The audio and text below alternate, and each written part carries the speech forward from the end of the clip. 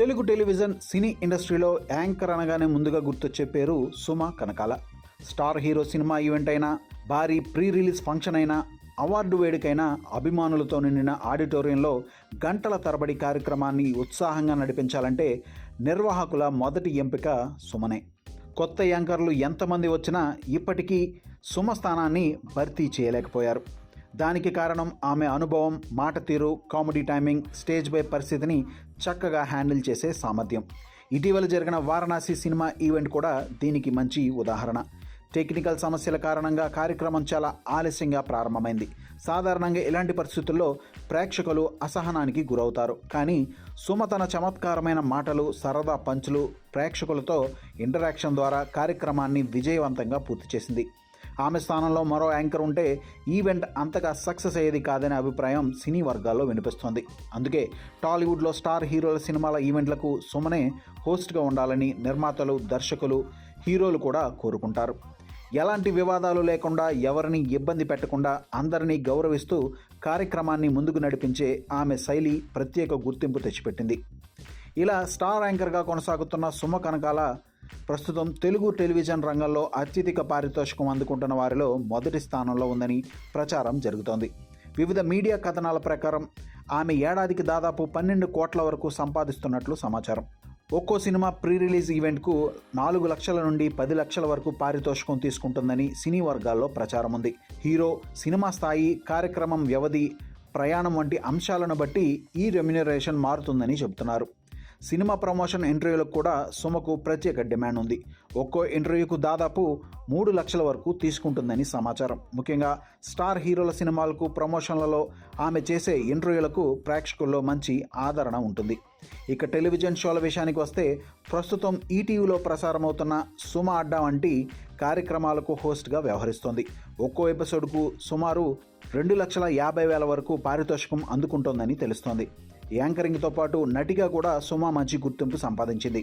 కళ్యాణ ప్రాప్తిరస్తు, పవిత్ర ప్రేమ, చాలా బాగుంది, ప్రేమంటే, జయమ్మ పంచాయతీ వంటి చిత్రాల్లో నటించి ప్రేక్షకులను ఆకట్టుకుంది. ఈ సినిమాలో నటించినందుకు కూడా మంచి రెమ్యునరేషన్ అందుకుందని సమాచారం. ఇవి మాత్రమే కాదు, ఫిల్మ్ అవార్డ్ ఫంక్షన్లు, భారీ కార్పొరేట్ ఈవెంట్లు, టెలివిజన్ స్పెషల్ షోలు వంటి పెద్ద కార్యక్రమాలకు హోస్ట్గా వ్యవహరించినప్పుడు ఒక ఈవెంట్కు 60 లక్షల వరకు పారితోషికం తీసుకుంటుందని సినీ వర్గాల్లో ప్రచారం జరుగుతోంది. ఈ అన్ని ఆదాయ వనరులు కలిపి సుమ వార్షిక ఆదాయం సుమారు 12 కోట్ల వరకు ఉంటుందని పలువురు అంచనా వేస్తున్నారు.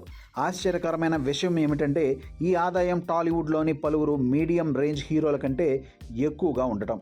అక్కినేని నాగ చైతన్య, విశ్వక్సేన్, అడవిశేష్ వంటి హీరోలు ఒక్కో సినిమాకు 7 నుండి 10 కోట్ల వరకు పారితోషికం తీసుకుంటున్నారని ప్రచారం ఉండగా, యాంకరింగ్ ద్వారానే సుమ వార్షిక ఆదాయం వాటికంటే ఎక్కువగా ఉండటం చర్చనీయాంశంగా మారింది.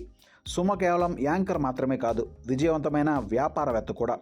సుమ ఫిల్మ్ ఆర్ట్స్ పేరుతో డిజిటల్ బ్యానర్ను ప్రారంభించి యూట్యూబ్ ఫిల్మ్స్, వెబ్ సిరీస్లు, డిజిటల్ కంటెంట్ నిర్మాణంలో కూడా అడుగుపెట్టింది.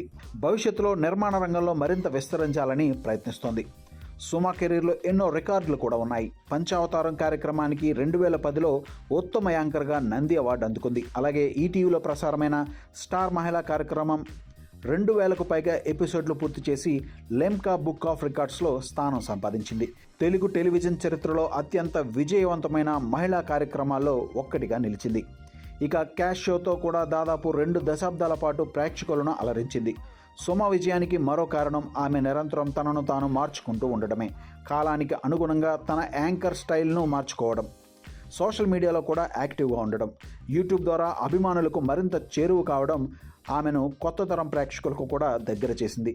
స్టేజ్పై గంటల తరబడి ఎలాంటి స్క్రిప్ట్ లేకుండా మాట్లాడగలగడం, స్టార్ హీరోలతో సరదాగా సంభాషించడం, ప్రేక్షకులను నవ్విస్తూ కార్యక్రమాన్ని ఆసక్తికరంగా కొనసాగించడం, అవసరమైనప్పుడు భావోద్వేగాన్ని, అవసరమైనప్పుడు హాస్యాన్ని సమతూకంగా ప్రదర్శించడం, ఇవన్నీ కూడా సుమను ఇతర యాంకర్లతో పోలిస్తే ప్రత్యేకంగా నిలబెట్టాయి. అయితే ఈ పారితోషికం, వార్షిక ఆదాయం, ఒక్కో ఈవెంట్కు తీసుకునే రెమ్యునరేషన్ వంటి వివరాలు అధికారికంగా ప్రకటించినవి కావు.